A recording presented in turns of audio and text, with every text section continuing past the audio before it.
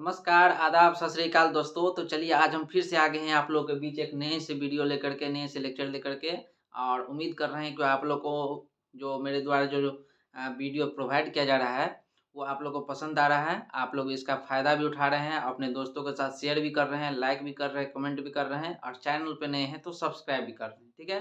तो जो चैनल पे नए आ रहे हैं चैनल को सब्सक्राइब ज़रूर कर लेंगे और बेल आइकन को दबाना नहीं भूलेंगे ताकि आपको टाइम टू टाइम हमारे वीडियो का नोटिफिकेशन मिलता रहे और आप लोग को स्टडी में कोई रुकावट नहीं बनने वाला है, ठीक है? हम जो है एक मुहिम चला रहे हैं जिसमें आप लोग का सहयोग बहुत ज़रूरी है, ठीक है? ये मुहिम ये है जो हम हर घर में बच्चों को शिक्षा दें, शिक्षा बच्चों को शिक्षित करें, वो भी फ्री ऑफ कॉस्ट, कोई इसमें कोई चार्जेज़ नहीं है, ठीक है दोस्तों? तो चलिए हम लोग कहाँ तक देख चुके थे, हम लोग नॉर्मेलिटी कल देख चुके थे, ठीक है? नॉर्मेलिटी देख चुके थे, नॉर्मेलिटी क्या था? Number of gram equivalent of solute by volume of solution in litre. उसके बेसिस पे एक क्वेश्चन भी मैंने देखा था, प्रॉब्लम भी सॉल्व किया था। आज हम देखते हैं अच्छा मोलैरिटी भी देखे थे, तो मोलैरिटी और नॉर्मेलिटी को जो कौन-सा रिलेशन है जिसके थ्रू दोनों कंबाइन हो सकता है, ऐसा कौन-सा दोनों के बीच में रिलेशन है, वो चीज़ देखेंगे, ठीक है? तो चलिए हेडिंग लगाते हैं, रिलेशनशिप बिटवीन हेडिंग लगाइए रिलेशनशिप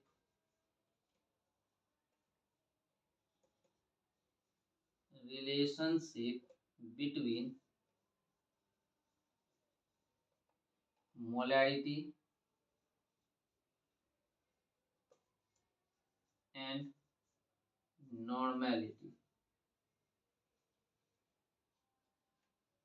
ठीक है? हेडिंग लगा लेंगे relationship between molarity and normality. Relationship between molarity and normality. Molarity और नॉर्मेलिटी में क्या रिलेशन है, इसके बेसिस पे ये जो रिलेशन है, इस रिलेशन के बेसिस पे डायरेक्ट क्वेश्चन नीट में हो चाहे जेईई मेंस में हो, डायरेक्ट क्वेश्चन आता है यहाँ से, ठीक है? तो ये रिलेशन रटने की जरूरत नहीं है। आज हम लोग पूरा इलेबोरेट करेंगे इसे और देखेंगे जो कैसे ये रिलेशन आ रहा है, ठीक है दोस्तों? तो चलिए बनाते हैं। सबसे पहले क्या है, रिलेशन किसके किस बीच में है, तो मोलैरिटी और नॉर्मेलिटी के बीच में। तो बताइए यदि मोलैरिटी मोलैरिटी याद है, मोलैरिटी क्या है दोस्तों? मोलैरिटी मोलैरिटी क्या था? Number of moles of solute. याद करिए जरा, number of moles of solute by volume of solution in litre, ये था ना? अच्छा मोलैरिटी को इंडिकेट करते किससे? एम से, कैपिटल एम से। इसे हम इंडिकेट कर दिए कैपिटल एम से और इक्वेशन नंबर फर्स्ट मानिए। क्लियर है? Molarity that is M equals to number of moles of solute by volume of solution in litre, ये था ना? इसको इक्वेशन नंबर फर्स्ट माने। सेकंड इक्वेशन क्या बना सकते हैं? नॉर्मेलिटी बराबर एन इक्वल्स टू क्या लिख सकते हैं? नंबर ऑफ ग्राम इक्विवेलेंट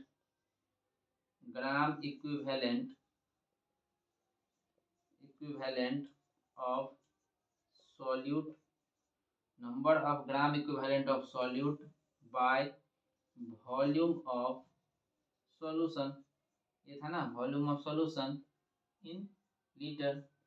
इसे कर दीजिए इक्वेशन नंबर सेकंड। क्लियर है? सबसे पहले molarity m equals to number of moles of solute by volume of solution in litre, equation first हो गया। इक्वेशन सेकंड क्या है? Normality n equals to number of gram equivalent of solute by volume of solution in litre, ठीक है? अब क्या करना है, इस दोनों में हमें रिलेशन चाहिए। इस दोनों में रिलेशन के लिए क्या करते हैं, इक्वेशन फर्स्ट जो है, फर्स्ट को हम सेकंड से डिवाइड कर देते हैं, ठीक है?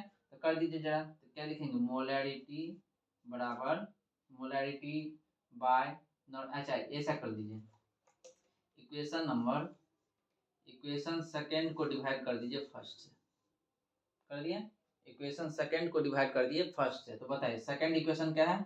नॉर्मेलिटी, तो ये रहा normality by molarity.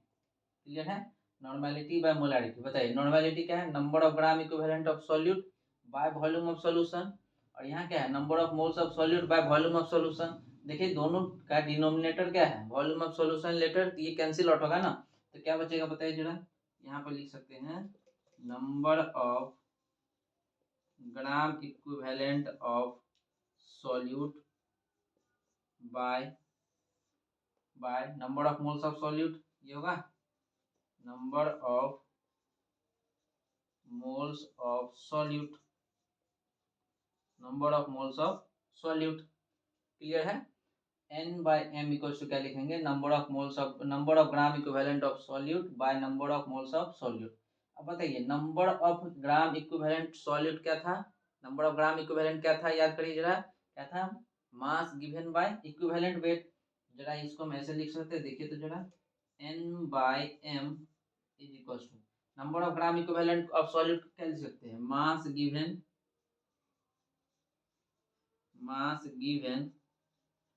Bye equivalent weight, ये होगा ना, mass given by equivalent weight. और यहाँ डिनोमिनेटर में क्या है, number of moles of solute.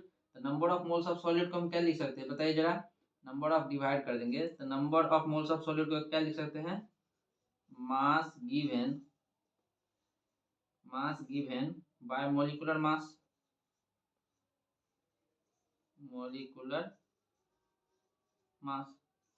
Clear है, लिख सकते हैं ऐसा, n by m equals to mass given by equivalent weight divide by, यहाँ देखिए, divide by mass given by molecular weight, ऐसा लिख सकते हैं।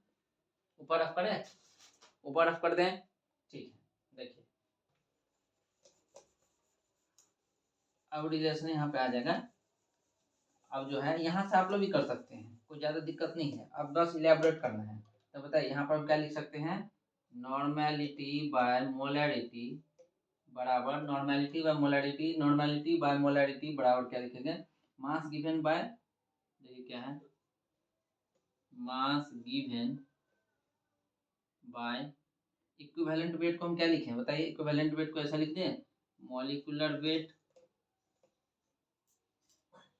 बाय n फैक्टर लिख दें। और यहाँ डिवाइड का है तो इसको मल्टीप्लाई कर दीजिए, मॉलिक्यूलर मास ऊपर गया तो molecular weight by mass given, अब देखिए यहाँ से मास गिवन कैंसिल आउट हो रहा है, ठीक है। यहाँ से देखिए ये x ऊपर गया, यहाँ पर मॉलिक्यूलर वेट से ये मॉलिक्यूलर वेट कैंसिल हो रहा है, क्लियर है। यहाँ से हम क्या लिख सकते हैं, नॉर्मेलिटी बाय मोलैरिटी बराबर क्या लिखेंगे, ये x ऊपर गया ना, बड़ा n फैक्टर, क्लियर है। यहाँ से हम क्या कर सकते हैं, नॉर्मेलिटी बराबर क्या हो जाएगा, नॉर्मेलिटी बराबर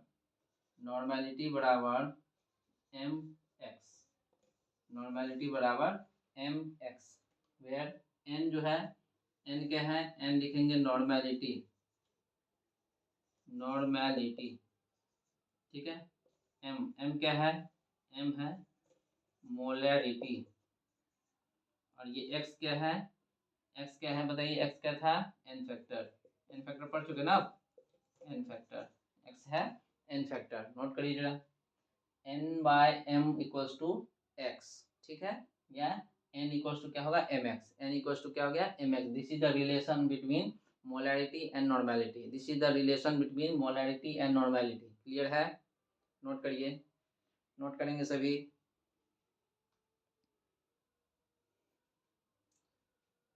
नोट कर लिए, चलिए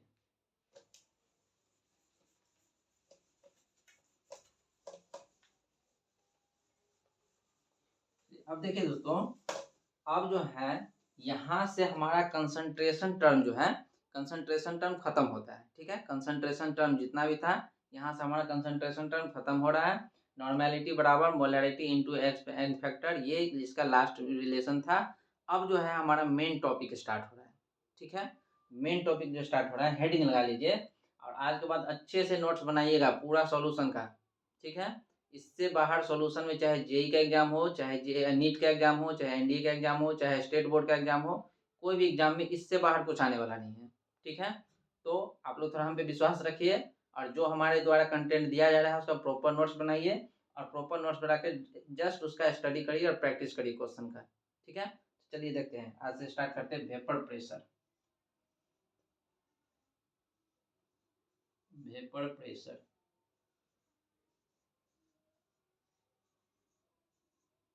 ठीक है।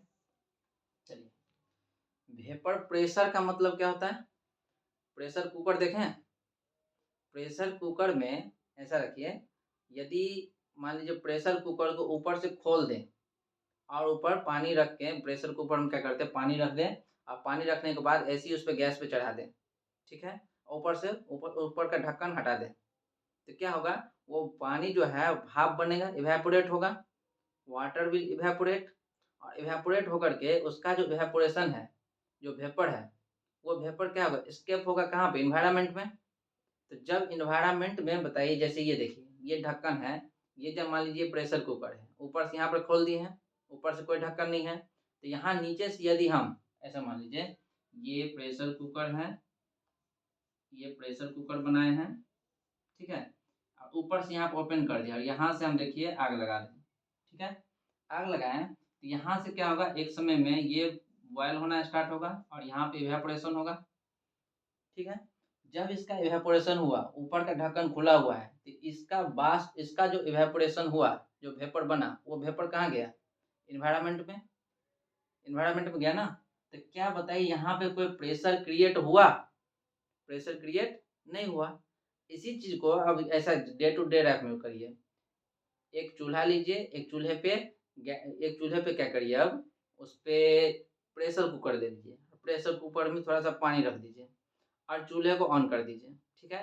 कुछ समय के बाद देखिएगा, जो वेपर है, वाटर का वेपर है, वो वाटर का वेपर ऊपर की तरफ उठ रहा है, ऊपर की तरफ जाएगा, ठीक है, ऊपर की तरफ जाएगा। इसका मतलब ऊपर से जो कंटेनर है, वो कंटेनर खुला हुआ है, तभी तो ऊपर जा रहा है। तो बताए, क्या ऊपर जाने के क्रम में कोई प्रेशर क्रिएट हुआ, नहीं हुआ ना। प्रेशर क्रिएट होता तो क्या होता, उस पर जैसे मान लीजिए प्रेशर क्रिएट हो, उसका केस बताएंगे। अभी प्रेशर क्रिएट नहीं हो रहा है, जितना इवेपोरेशन हो रहा है वो इवेपोरेशन इन्वायरमेंट में जा रहा है, एस्केप कर रहा है, ठीक है। अब देखिए, जब इन्वायरमेंट में ऊपर जा रहा है, तो जितना हम वाटर लिए थे, मान लेते 1 लीटर पानी लिए थे, तो क्या कुछ समय के बाद वो पानी का वेट जो है, पानी का जो वॉल्यूम है, वो वॉल्यूम कम होगा, या ज़्यादा होगा, या कांस्टेंट रहेगा? आप लोग कमेंट के बताइए तो। फिर से सुनिए, इवेपोरेशन हो गया, ऊपर से ढक्कन खुला हुआ है, ओपन कंटेनर ले रहे हैं, तो इवेपोरेशन होकर के इवेपोरेट जो हुआ, वो इवेपोरेशन ऊपर एस्केप कहाँ हो गया, एनवायरनमेंट में। तो क्या उस वाटर का जितना हम 1 लीटर मान लीजिए पानी लिए थे, तो 1 लीटर पानी अब रहेगा कि 1 लीटर से कम हो जाएगा, या 1 लीटर से ज़्यादा हो जाएगा, ठीक है। देखिए क्या होगा, वेपर प्रेशर में सबसे पहले, वेपर प्रेशर क्लियर है, अब स्टार्ट करें धीरे धीरे। अब क्या करते हैं हम, जैसे देखिए एक कंटेनर ले लेते हैं, ऐसा ऐसा ले लेते हैं,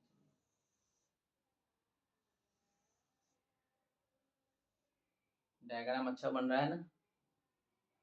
देखिए, ये पार्टिकल है, सरफेस पार्टिकल्स, ठीक है। अब हम क्या कर दिए हैं, यहाँ पे आग लगा दिए।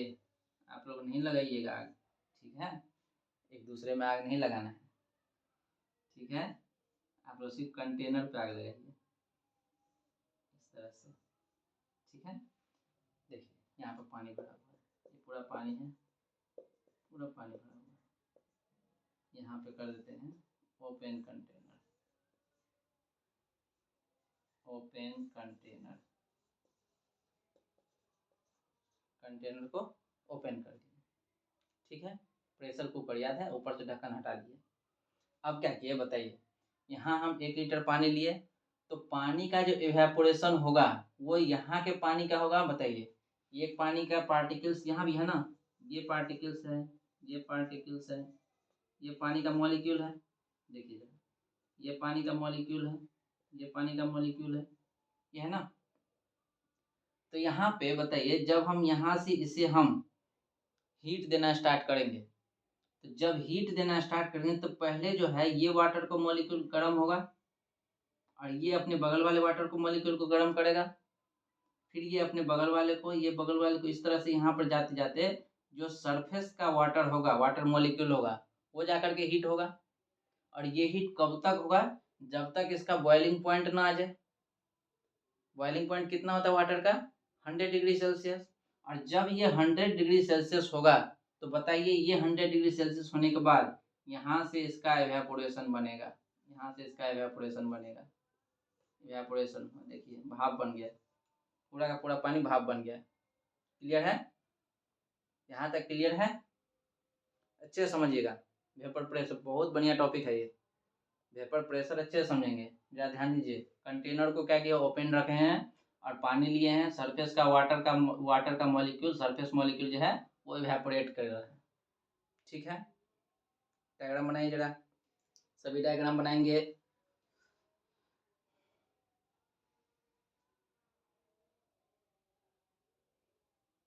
ठीक है, चलिए बना लिए। अब देखिए यहाँ पे इसका तो हो गया, क्या ये क्या हो रहा है, इवेपोरेशन। इवेपोरेशन। अब देखिए यहाँ पे ये जो मॉलिक्यूल बनाए हैं, जैसे मान लीजिए यहाँ पे एक मॉलिक्यूल था, ये ऐसा, ये जो मॉलिक्यूल है, इस मॉलिक्यूल को ये देखिए, एक मॉलिक्यूल को इधर की तरफ भी एक मॉलिक्यूल खींच रहा होगा, इसी मॉलिक्यूल को इधर की तरफ भी फोर्स खींच रहा होगा, इसी इधर भी फोर्स खींच रहा होगा, ये इधर भी फोर्स खींच रहा होगा। हाँ कि ना? ध्यान दीजिएगा, ये मॉलिक्यूल जो है इस मॉलिक्यूल को चारों तरफ से इस तरह से खींच रहा होगा, बगल वाले ये मॉलिक्यूल को इसको बगल वाले इस साइड का मॉलिक्यूल अपनी तरफ खींच रहा होगा, ये भी इधर की तरफ खींच रहा होगा। यहाँ पर देखिए ये इधर जो मॉलिक्यूल है ये इस मॉलिक्यूल को अपनी तरफ खींचेगा, और ये वाला मॉलिक्यूल जो है इसे भी अपने तरफ खींचेगा। ऊपर का मॉलिक्यूल इस मॉलिक्यूल को अपने तरफ खींचेगा और ऊपर वाले को ये मॉलिक्यूल अपने तरफ खींचेगा। सेम कंडीशन यहाँ भी होगा।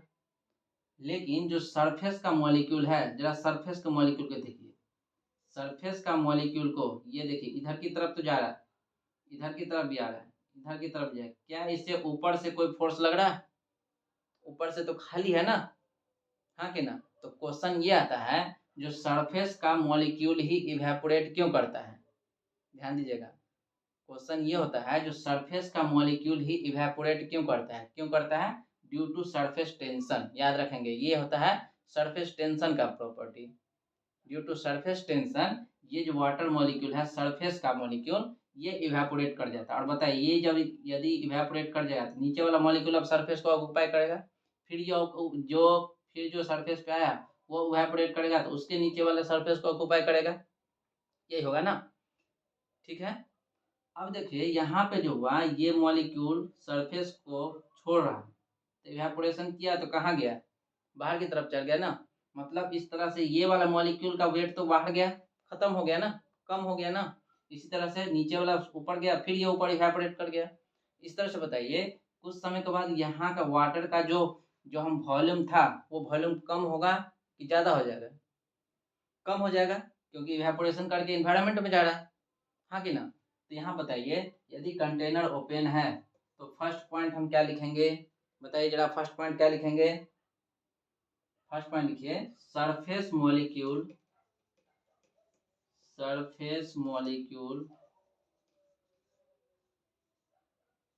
Will evaporate.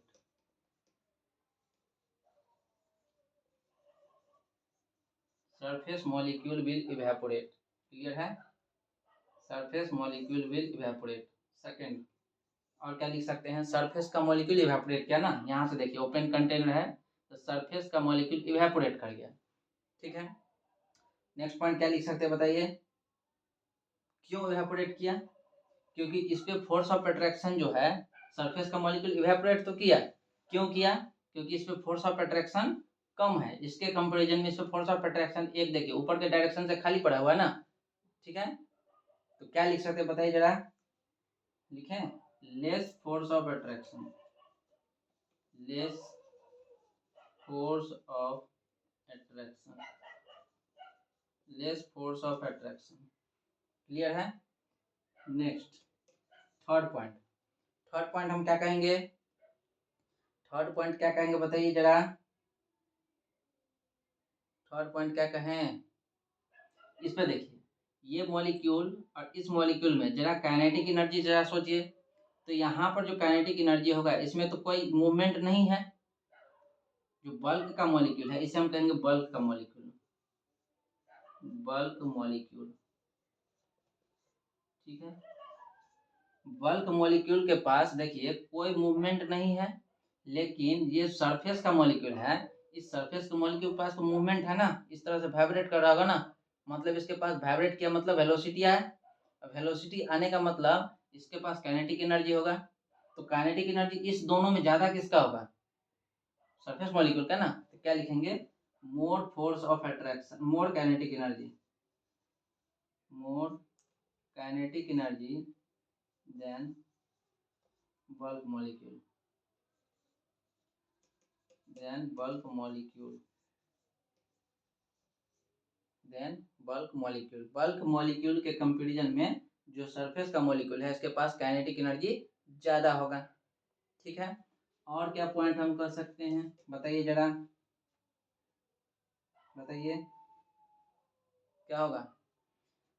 यदि काइनेटिक एनर्जी ज़्यादा है तो ऑब्वियस सी बात है ये यहाँ नहीं रहना चाहेगा, ऊपर की तरफ भागेगा, स्केप कर जाएगा। तो क्या लिखेंगे, क्या लिखेंगे बताइए? वेपर्स स्केप, ये लिखेंगे ना, ये लिखें, लिख दें वेपर स्केप।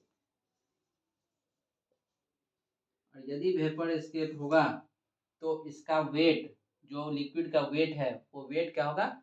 डिक्रीज हो जाएगा। लिख दें, तो weight of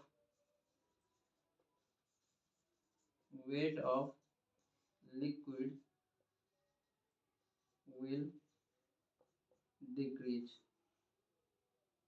will decrease, decreases. Clear है? ओपन कंटेनर पे इतना सारा कुछ देखने को मिला। क्या कि ओपन कंटेनर रखें, ये बल्क का मॉलिक्यूल है, इस पे इक्वल फोर्स ऑफ अट्रैक्शन लग रहा है, लेकिन सरफेस मॉलिक्यूल पे फोर्स ऑफ अट्रैक्शन कम हो गया। क्यों कम हो गया? क्योंकि ऊपर से इसे फोर्स लगाने वाला कोई नहीं है, इसी को सरफेस टेंशन बोले।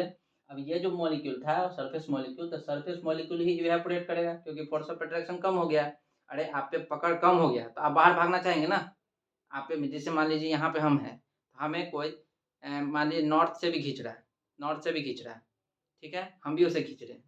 साउथ से भी खींच रहा है तो हम भी उसे खींच रहे हैं। ईस्ट से भी कोई खींच रहा है तो हम भी उससे खींच रहे हैं। वेस्ट से भी हमें खींचा तो हम भी खींचे। तो हम कहाँ हैं? जहाँ थे वहीं, इक्वल फोर्स ऑफ अट्रैक्शन। लेकिन मान लीजिए हम जो हैं, अब हम सरफेस पे आ गए, और सरफेस पे आने का मतलब है सभी डायरेक्शन से हमें तो कोई खींच रहा है, लेकिन नॉर्थ की तरफ से हमें कोई खींचने वाला नहीं है।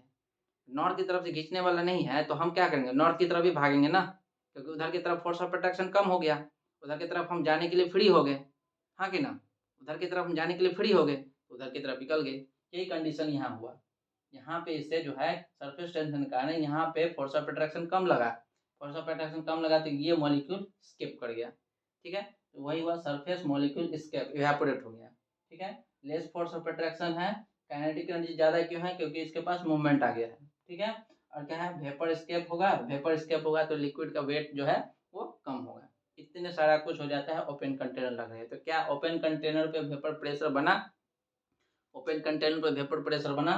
तो लिख लेंगे next point, point number 6, no vapour pressure, no vapour pressure, no vapour pressure. Point number 6 लिखेंगे, कोई वेपर प्रेशर नहीं। क्लियर है? नोट करिए जरा, नोट करेंगे, सभी नोट करेंगे। ठीक है, तो चलिए आज के लिए इतना ही रखते हैं। कल हम देखेंगे वेपर प्रेशर का पार्ट 2, जिसमें हम देखेंगे जो कंटेनर को, यदि कंटेनर को क्लोज कर दें तो क्या होगा, वेपर बनेगा कि वेपर नहीं बनेगा। ठीक है, चलिए तब के लिए बच्चों नमस्कार। आप लोग दोस्तों, आप लोग अच्छे से पढ़ाई करते रहिए और वीडियो को जितना ज़्यादा हो शेयर कीजिए। ठीक है, तो चलिए सबके लिए धन्यवाद। जय हिंद दोस्तों।